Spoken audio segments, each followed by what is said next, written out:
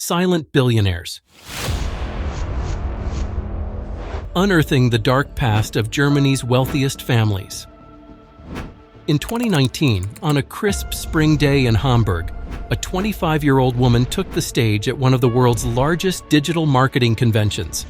What she said there would stir up controversy.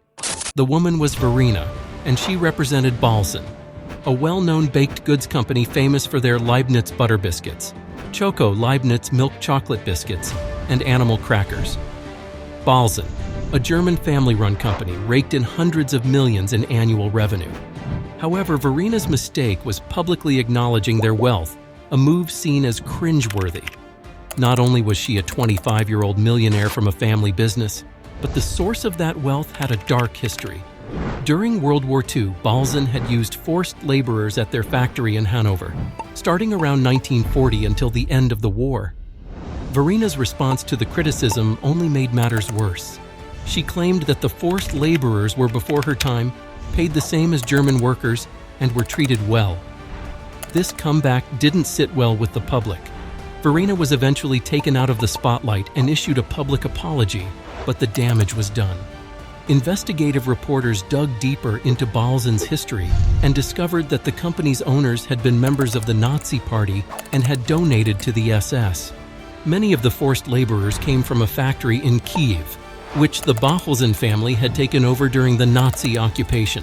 The Bahlsens hired a German historian to investigate their history, but only when it became convenient for them to do so. The Bahlsen case is not unique in Germany.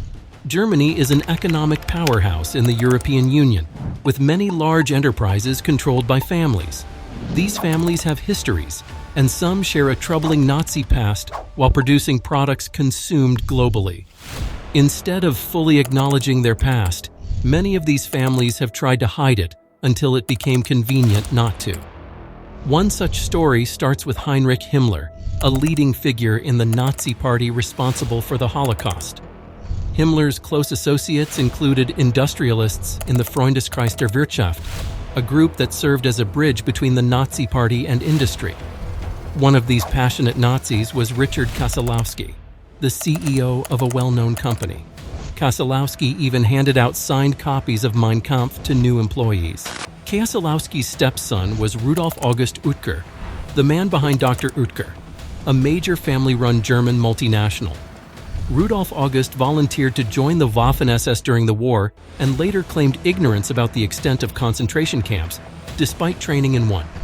He faced little punishment for his involvement and became the CEO, turning Dr. Oetker into a multi-billion-euro empire. The Oetker family commissioned historians to research their company's history only after Rudolf August's death in 2008. The research revealed an uncomfortable history. While some family members were open about it, others resisted acknowledging their family's Nazi past, leading to divisions within the family. August von Fink-Jür, one of Germany's wealthiest billionaires, also had a Nazi connection. His father, August von Fink-Jür, was involved in arming the SA, a paramilitary wing of the Nazi Party. Fink-Jür was rewarded with political advantages for targeting his Jewish enemies. August Jr. inherited his father's fortune, and when he died in 2021, his wife and children became some of the richest people globally. The Quandt family, heirs to the BMW empire, also had a dark past. Gunther Quandt, a major industry user of forced labor during the Nazi era, was involved in inhumane practices at his factory. His stepson, Harald Quandt, became one of the wealthiest men in West Germany after the war. Today, Harald's descendants are silent billionaires, managing their wealth through the Harald Quandt family office. Herbert Quandt, another member of the family, was involved in supporting the Nazi regime by funding Hitler's election campaign. He escaped prosecution and went on to become one of Germany's wealthiest individuals.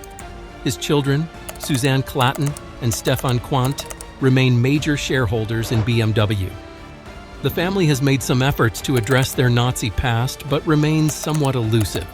In the case of BMW, the company's founders' contributions to Nazi Germany are often omitted from their official biographies, raising questions about transparency.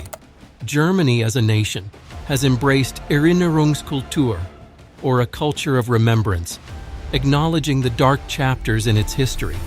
However, some wealthy families seem less willing to fully engage with their own problematic pasts, which should not be hidden but remembered. If you're enjoying the content so far, don't forget to hit that subscribe button and join our growing community.